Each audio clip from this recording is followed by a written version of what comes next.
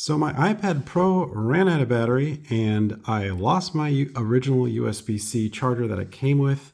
So I picked up this one on Amazon. This is an Apple product and was the recommended wattage for the iPad Pro. I wanted to make this quick video of unboxing it and plugging it in and just showing you whether or not it works, which we'll find out together. Let's see, so it comes with an instruction manual and just the brick. And I happen to have a cable. The cable is not included, but I happen to have one. So let's plug it into the wall and see if it works.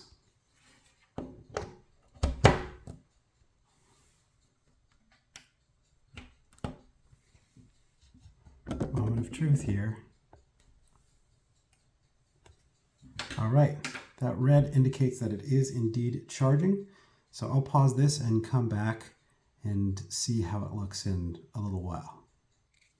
We have signs of life, and we are back. Now that we have our USB-C 20-watt power adapter plugged in, let's turn on the iPad Pro, see how we're doing. We have been charging for about 5 minutes. We're currently at 8%. You can see from the lightning bolt icon that it is charging. So I can officially say that this USB-C 20-watt power adapter works great. It is an Apple product, and I want to emphasize that I recommend buying only Apple products when it comes to adapters, because I had a specific experience where I bought an off-brand one for my MacBook Pro and it did not last very long, only a few months. So I had purchased that one because I had accidentally left the power supply that it came with at home, which is still working to this day, but that one stopped working after a few months, which was unfortunately just after the window where I might have been able to return it to that store. So I bought this from Amazon, and I definitely would recommend it if you have a MacBook Pro.